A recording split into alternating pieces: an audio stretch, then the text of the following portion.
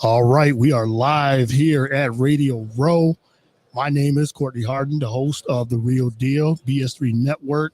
We have a very special guest here on Radio Row. We have Brandon Lang, legendary handicapper, host of Believe Me movie. Also had a movie, Two for the Money, played by Matthew McConaughey. We're going to get into all of that.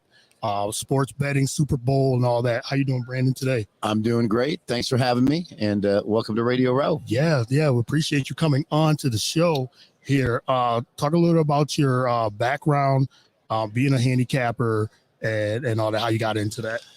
Well, everybody always says what was like having Matthew McConaughey play you in a movie. Yeah.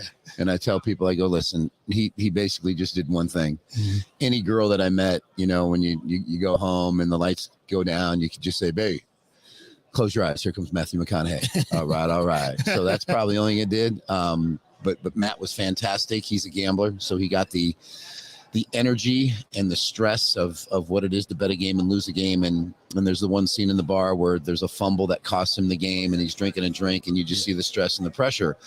I just, back in Vegas, 1987, just started validating my opinion with the right people. Next, the guy in New York heard about me, brought me to New York, put me in a position to make some money. I did, but then the stress and pressure of just the business, and he was a jerk basically, and I just walked away. And after I walked away, I went down to Australia for 6 months and kind of deprogrammed. Didn't watch a game, didn't watch a basketball game, a football game, a baseball game. Didn't watch no sports for probably 4 years because I had to detach from watching a game, and then watching a game when you have action on it. And I just had no interest to watch sports after everything meant something. And it was down there where a couple bartenders got me into a basketball league, and I was playing in a basketball league, sleeping on their couch, and I was happier than I've ever been in my life. And they go, "What are you doing down here?" And when I explained to them what I'd been through, the one guy goes, "That would make a phenomenal movie." So I went back to LA, took a job at a golf course as a caddy where directors, writers, and producers played golf. Caddy for Dan Gilroy, screenwriter, pitched him my idea. He loved it. He wrote it. 6 years later, Two for the Money. Just like that. Just like that. All right. Then the way sports betting is today, and where from years ago, how do you see it? How it increased and everything on that? Oh, it's boosted my business. Yeah, because there's people betting that have never bet before. Mm-hmm. And the one great thing about my website, brandonlang.com, is I have 10 handicappers on there. The prices are low. If you go there today, you get a free all-day access pass. Just get a free day. But more importantly, we don't do all the exotic things that people do. It's one game. Here you go. Each guy releases a game. We teach people how to bet. And then the most important thing, only bet what you can afford to lose. And as long as you apply that, stick to that, you can't get hurt. You can't get beat. It's for recreational purposes only. It's for entertainment purposes only. Now, the problem is people are going to bet their rent money. Yes. You can't stop them from doing that. Just like you can't stop people from getting liquored up at the bar and hopping in their car. Weed is legal now. So you got some high brothers out there and sisters and white folks. And so I'm just saying that people are going to do things irresponsibly. Right. Yeah. Gambling is part of that. Mm-hmm. You can just hope that they're responsible when it comes to your product and what you do. Yeah, because you have people that when they want to gamble, they do spend all their money and they do all those things. So with your program, how do you let people know, okay, this is for recreational only, not just lose all your money? Well, one of the main things at brandonlang.com is money management plus discipline equals success. It's not a sprint, it's a marathon. Right. I don't want somebody to come to my website and just get a pick and bet and that's it. If you're going to bet and wager on sports, I got 10 great handicappers on my website. Right. Everybody's got a really good opinion. I don't want your business for a day. I want to help you win money on the long haul. Same thing as a stockbroker. He's going to give you a stock. Let's give that time for stock to play out and time to show that you can win long term. And the guys at my site do a great job of that. And listen, the average online bet is $25. Mm-hmm. Guys aren't getting hurt for $25. Yeah. They're just not. Right. And that's kind of what you cater to. Yeah, absolutely. And now we got the big game, Super Bowl, coming up. How do you do your research on something like this, like a big game like Super Bowl, Chiefs and the 49ers? Well, here, you ask yourself a couple of questions. Mm-hmm. Patrick Mahomes, as an underdog in his NFL career, 13 times. He's 10-3 straight up. So he's only been beat 3 times. But he's covered the point spread 12 of those 13 times. Yeah. Nobody said he could win a road game. Then he went into Buffalo as an underdog. Yep. Nobody said he could win a road game. Went into Baltimore and won as an underdog. Yep. He beat the number 2 seed, the number 1 seed on the road. Now he's 12-1 against the spread as an underdog. Trivia question for everybody out there. Who is the only quarterback to beat Patrick Mahomes as an underdog? Tom Brady. Tom Brady, the GOAT. That's it. Now, is Brock Purdy the GOAT? No. So you ask yourself the question. If you win against Patrick Mahomes in Buffalo, he bit you. If you win against Patrick Mahomes in Baltimore, he bit you. Yeah. Do you go against that? Now, I know it's easy to say, well, he can't win a third game. He can't. They're an underdog. He can't. You either going to, as a handicapper or someone who's betting the game, you just look at the quarterbacks. Yes. Do you lose with Patrick Mahomes before you try to win with Brock Purdy? Mm-hmm. What do you do? What will you feel comfortable with turning that TV off when the game is over and saying this, man, I can't believe I went against Mahomes again. That's unbelievable. Yeah. I just can't believe I went against him as an underdog. Or do you turn the TV off and go, well, I went with him as an underdog. He was 12-1. Now he's 12-2. You know what? I still wrote him as an underdog. Those are the questions you ask yourself when you're betting this Super Bowl. Right. You can get into Andy Reid as a head coach, Steve Spagnuolo as a defensive coordinator against Brock Purdy. You can say Steve Spagnuolo had 2 weeks to prepare for the 18-0 Patriots and figure out a way to beat Tom Brady and the greatest team in NFL history. I'm not talking about the slow Miami Dolphins in 1972.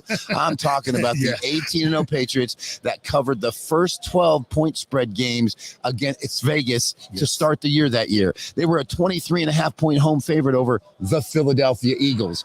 They went into Buffalo as a 10 point favorite on a Sunday night and put up 52 on them. Yeah. That's how good that team was. And Steve Spagnuolo, with 2 weeks to prepare, held a team that was averaging 34 points a game to 14 points and beat them. So that's the question. Do you trust Brock Purdy? Do you trust Steve Spagnuolo? Do you trust Andy Reid that he won't do what Detroit did, which stop running the football, or he'll run Pacheco all day long?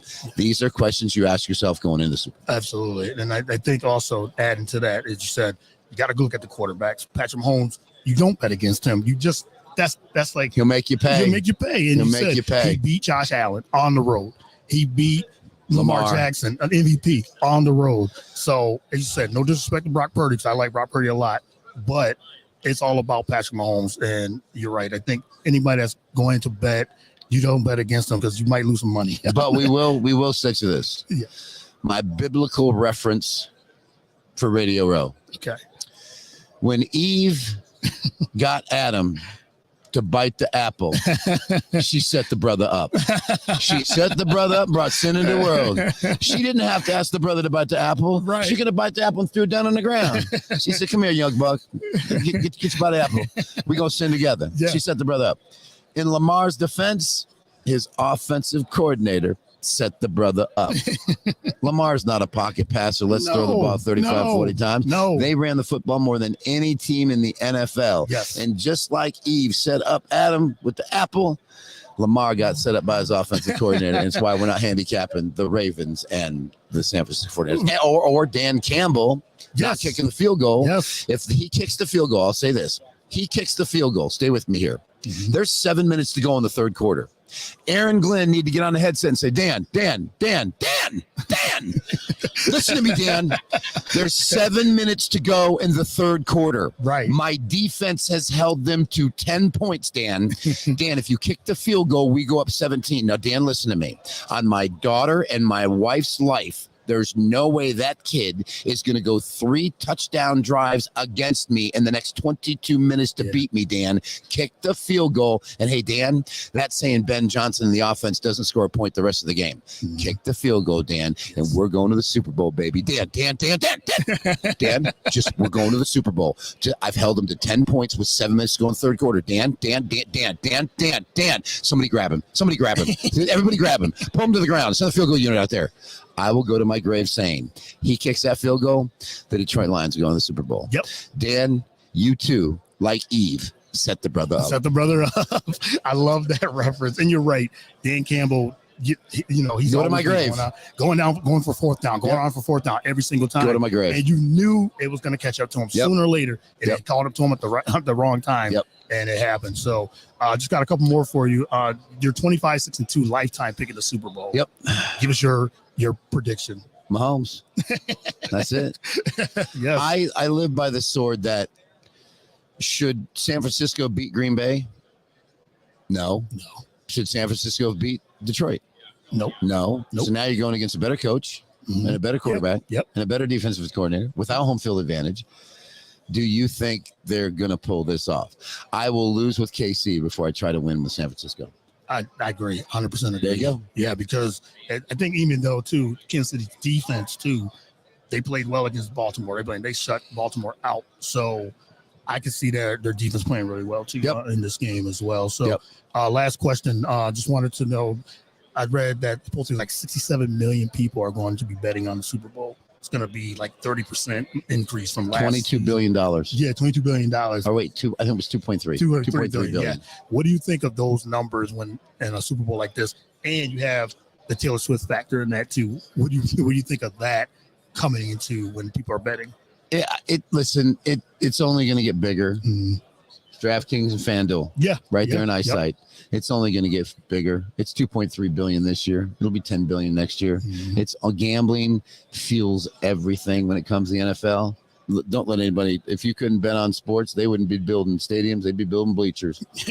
That's it. And that's the truth. And it's only going to get bigger. Absolutely. All right, Brandon, thank you for your time. Let everyone know where they can follow you and they can see you here at Radio Row, Super Bowl, and all your social media. Just BrandonLang.com. BrandonLane.com. Simple as that. All right. Thank you a lot, Brandon, for your time. And my reality show called Cappers is going to be on Pluto Network starting in March. So make sure you tune in there, too. Tune into that, too. Follow Brandon, one of the best at sports betting and everything. So thank you to everyone that tuned in. And we got more coming up. Radio Row.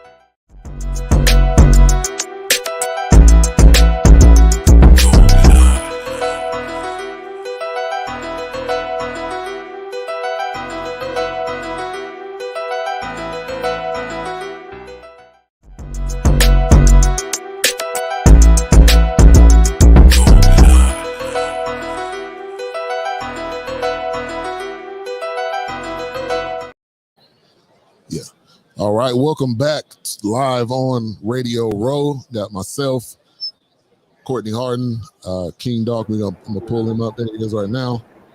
And yeah, man, we are here. We had Brandon Lang on the show. He's a legendary handicapper, a guy that has an amazing record. So it was really great sitting down and talking to him.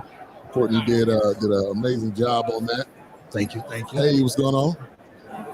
We got my man from yeah. What's going on, man? Good to see you. So yeah, man, we wanted to come on and just talk a variety of different topics. And first of all, how was opening night for you guys? First of all, we need to tell these individuals, like, see, I'm hearing this echo, so we need to do another. Okay, on and air. Y'all hear it in my headphones, but I don't know if y'all hear it. You hear a little echo. Yeah.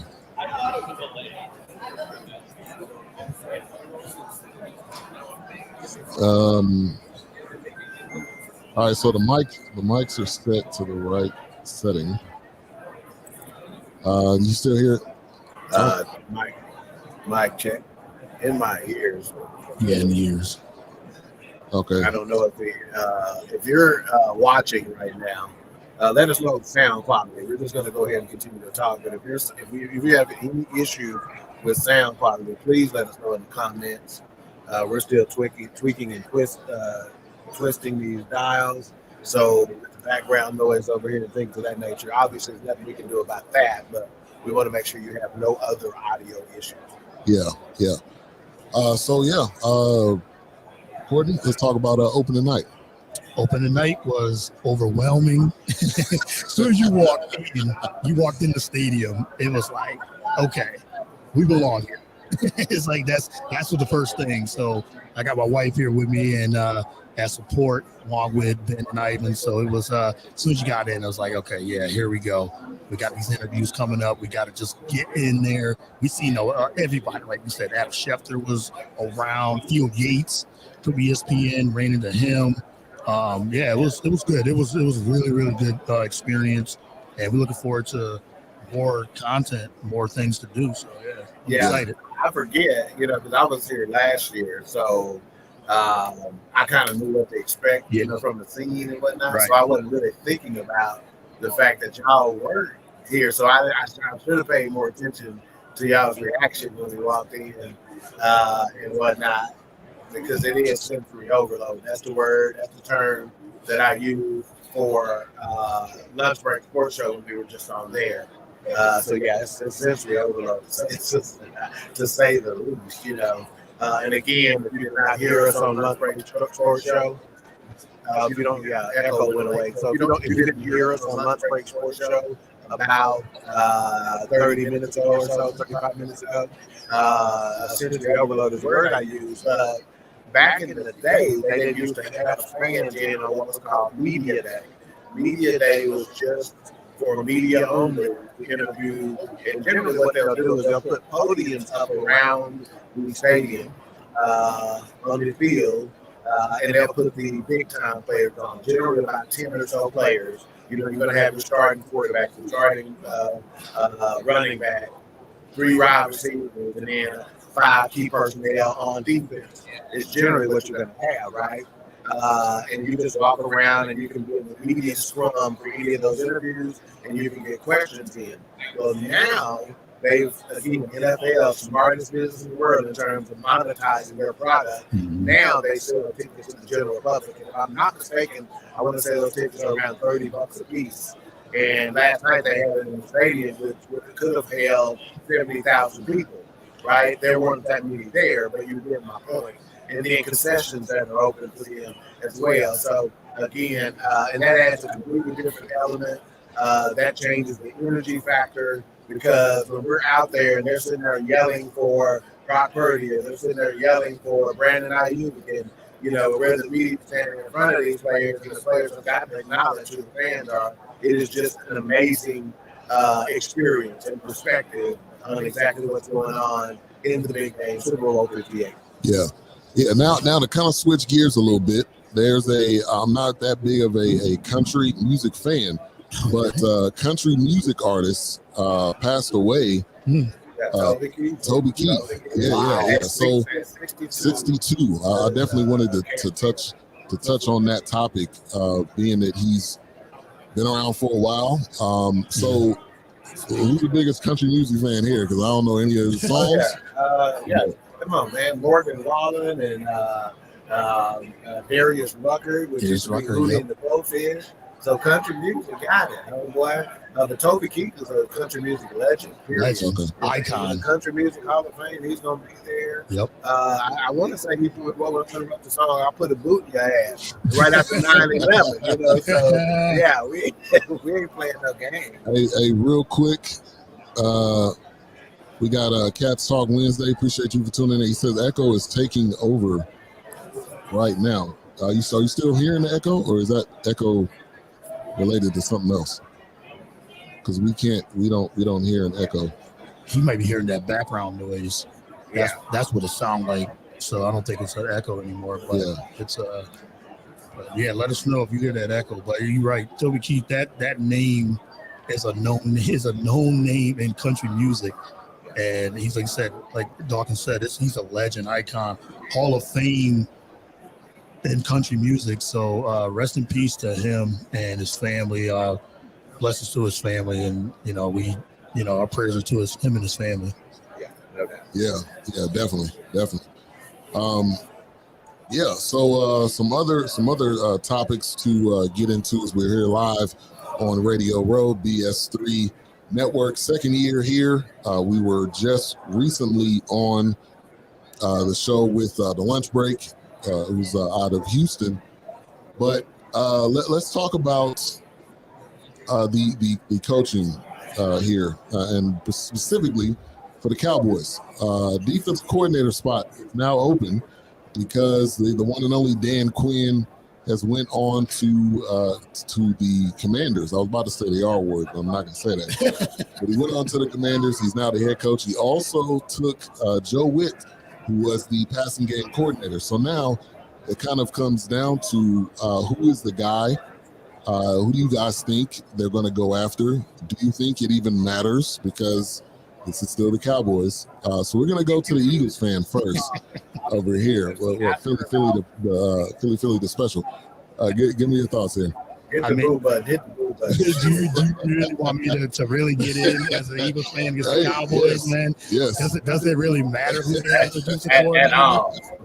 Right, for real. But I don't know, like, who's out there that can actually help this defense? Now, let's put in perspective. Their defense was really good in a lot of games, but if they weren't getting turnovers or anything like that, it was like, as Shaq said, it was like barbecue chicken on them. So, but the Packers, they had a formula which helped. If they ran the football, if you run the football against that defense, that was their Achilles heel.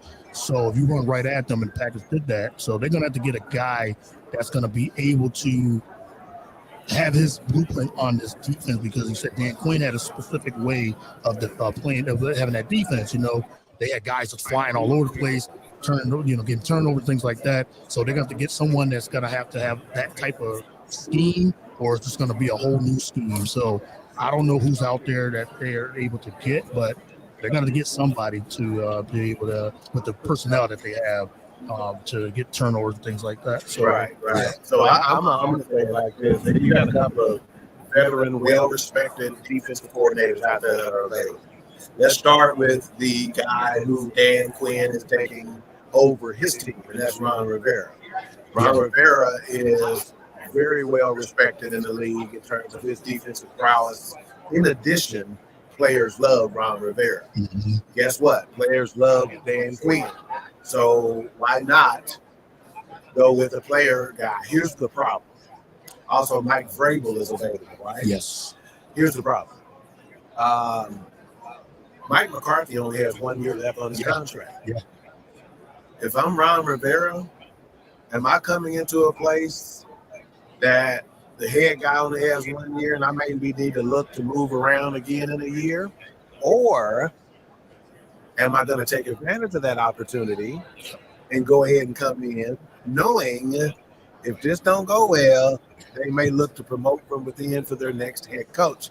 This gives me an opportunity to have a year-long interview.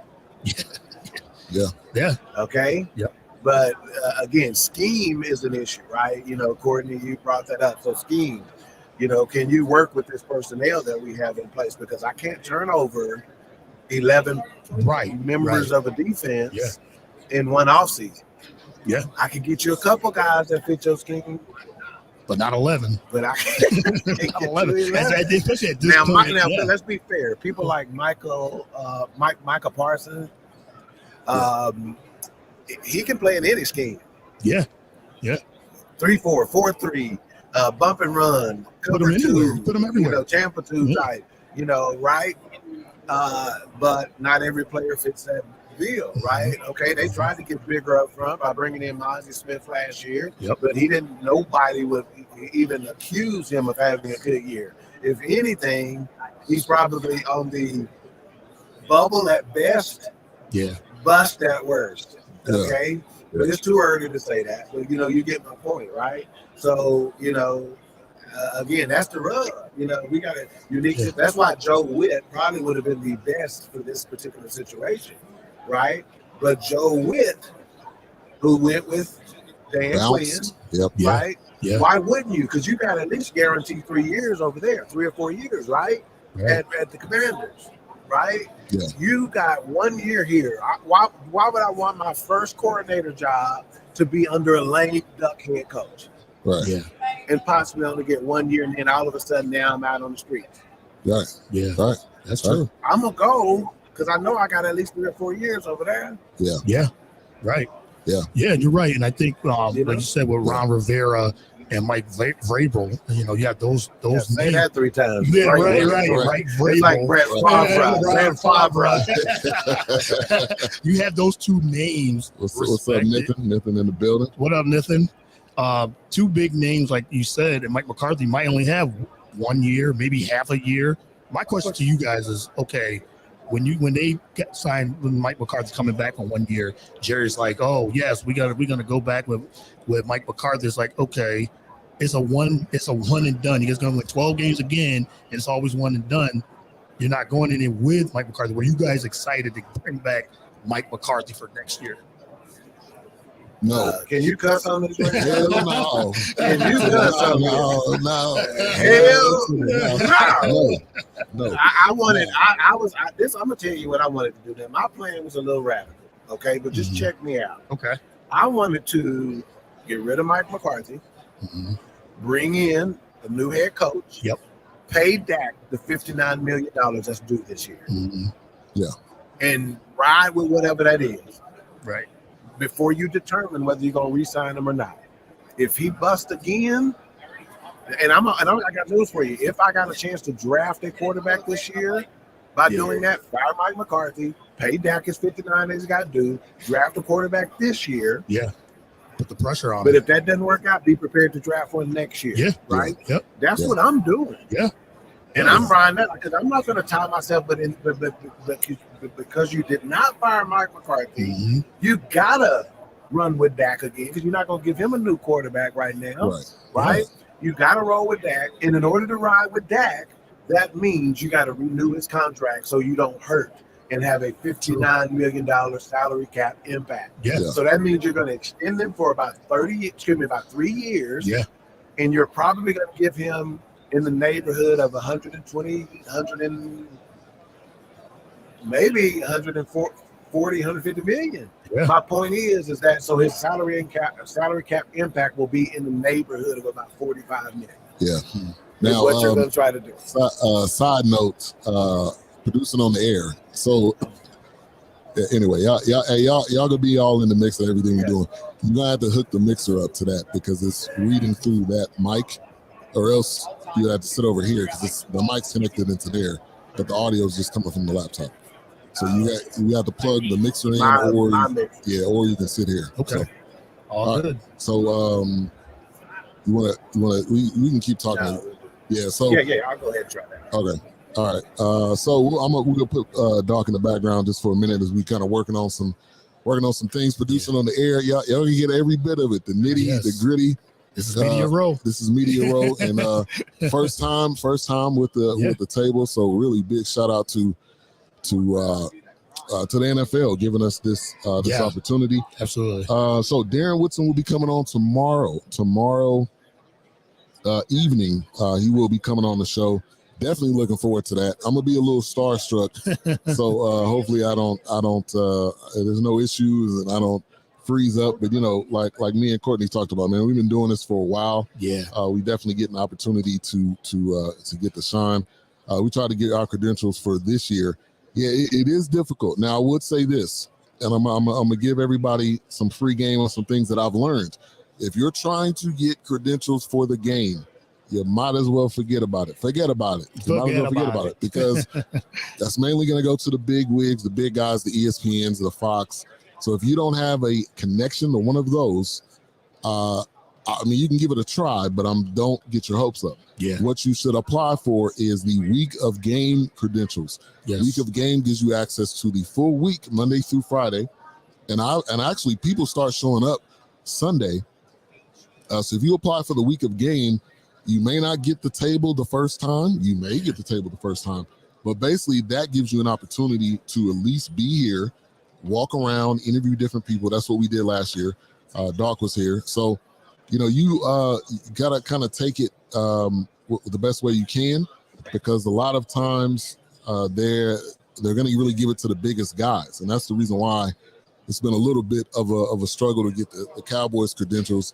But you keep pushing every day. You continue to make your mark. And let me take this off the bottom. Random Lang is no longer on the show, so let me take that off. But anyway, it's you got to take it.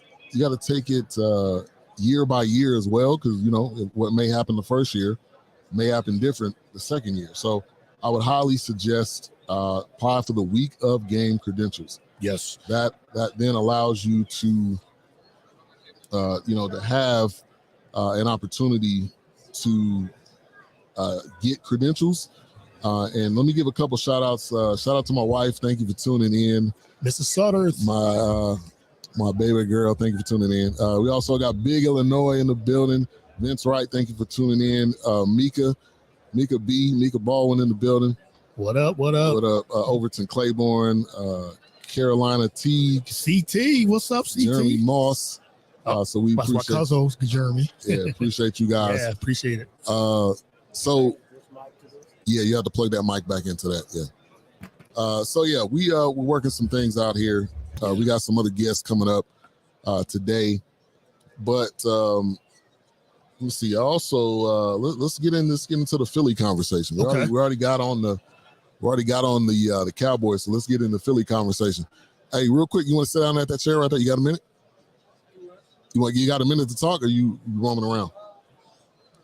Or if you don't, it's cool. We got Mr. Controversy. 3-point conversion in the building. Learned a lot from this cat right here. Yeah. But if you don't have a minute, it's fine. Yeah. But yeah, let's get into the Philly conversation. Yeah. We already started talking about the Cowboys. Okay. Yep. NFC East. Yeah. Go ahead. These Eagles, man. Put those headphones on. Yeah. Those go with on the other mic. Yeah. All right. Let's bring this guy on right here. Mr. Radio Row here. As he's getting all set up and all that. We'll bring him on here in a minute. But let's bring him on the camera. Raphael Haynes. Mr. Controversy. Mr. Controversy himself. Did you miss me? Yeah. Yes. Did you miss me?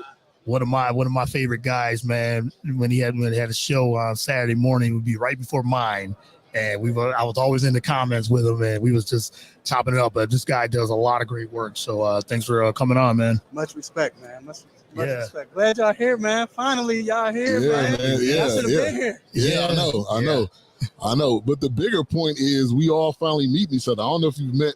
No, it's first time. Yeah, first time. But like we know, like we've known each other forever, because we've been in this podcast game for a long time. So it's great to finally meet you guys in person. So yeah.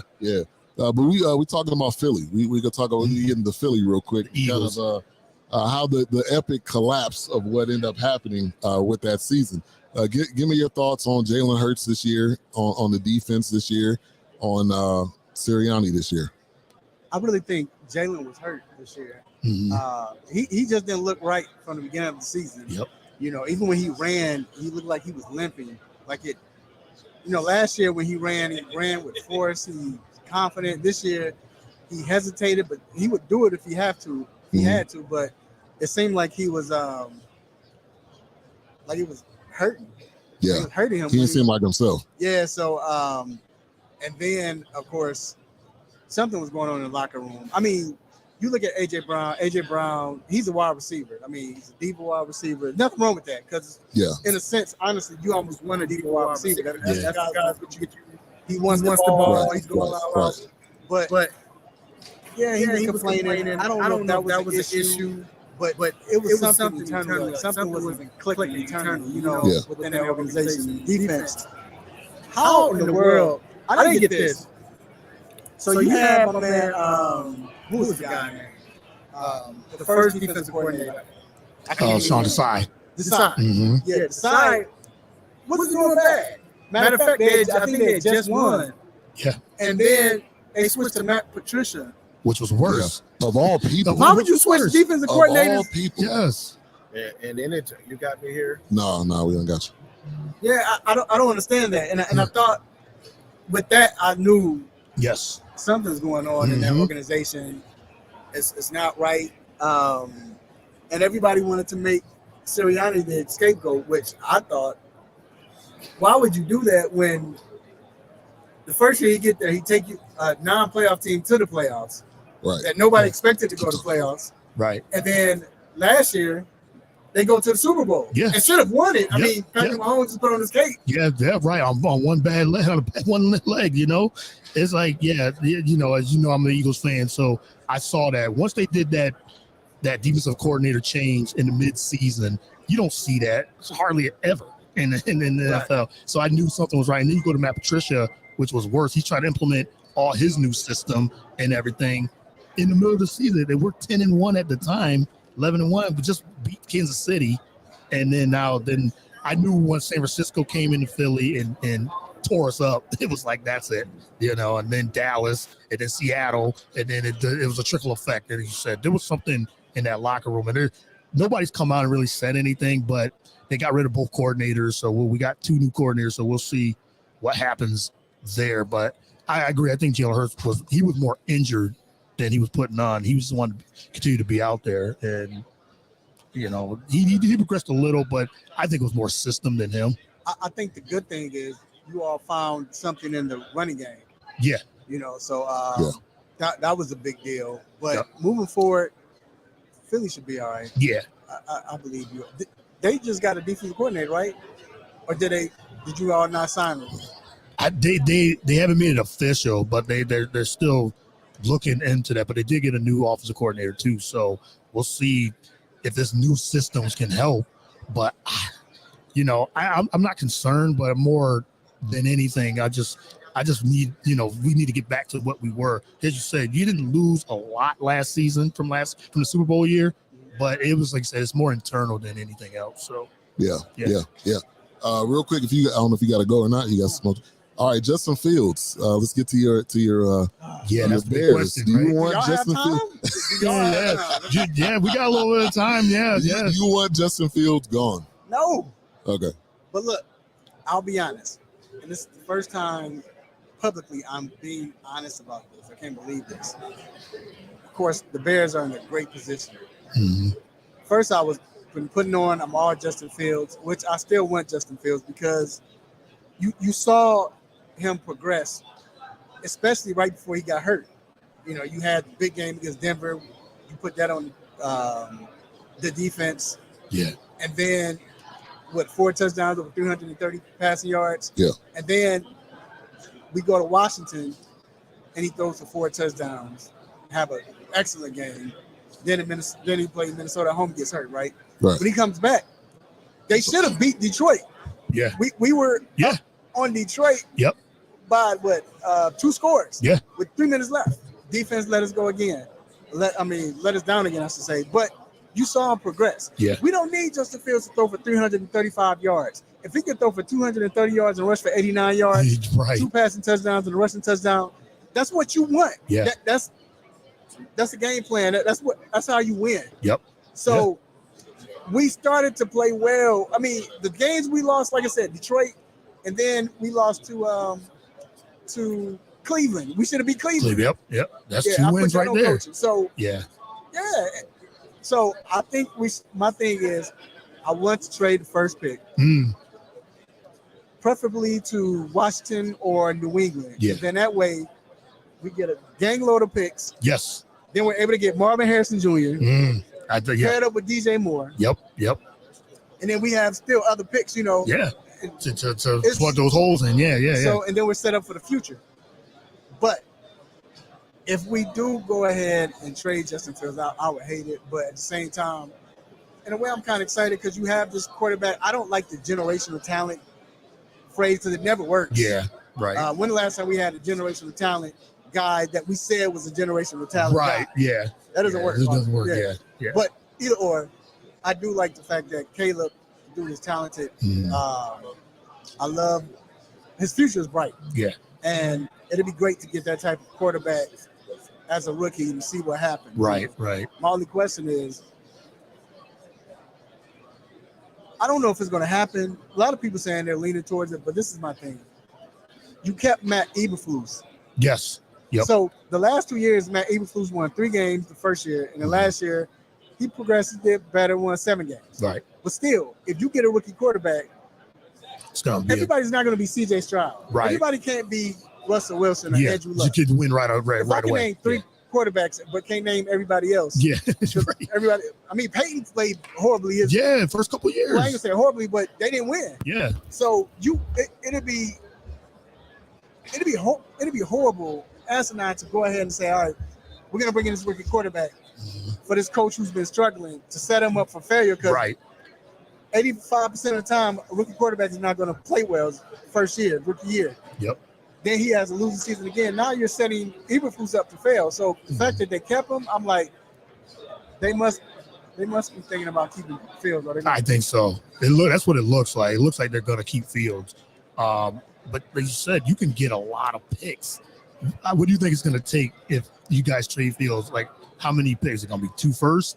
For Fields? Yeah. 3rd? No, Fields is probably going to be the highest might be a 2nd. The only team I can see being desperate and giving us a 1st is Atlanta. Yeah. Other than that, it'll be 2nd at the highest. And they trying to in Atlanta. I've heard Russell Wilson's name coming up with Atlanta.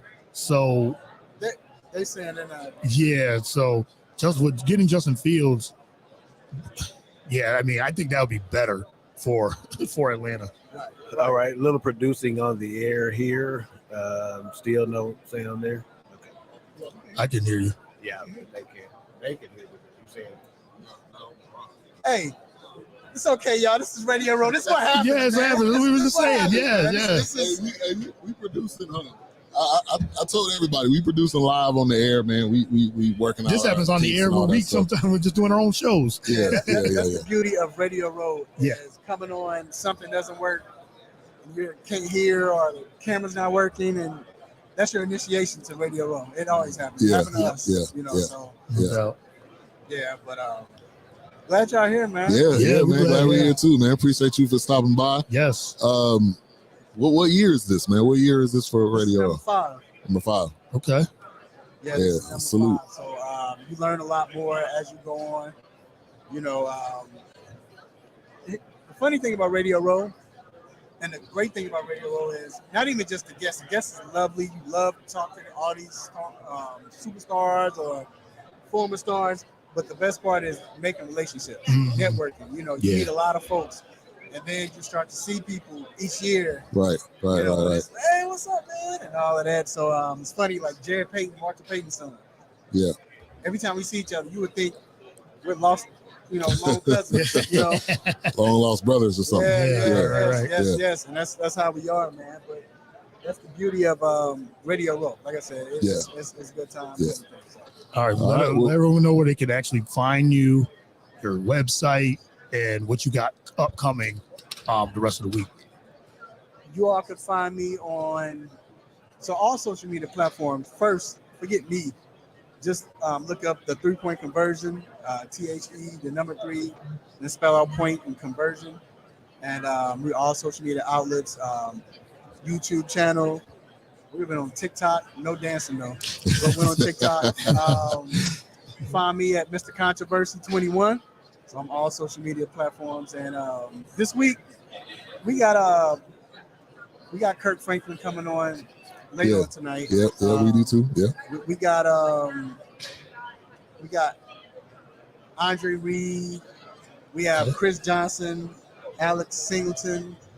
We got a few players. I can't think of everybody right now, but it's we got a lot going on, man. Yeah, but like I said, it's glad to see y'all. Y'all got to come over to 131 also, man. Table 131. Oh yeah, we definitely will be there. Yeah. All right, man. Appreciate it, man. Yeah, appreciate you, man. Take Always. care.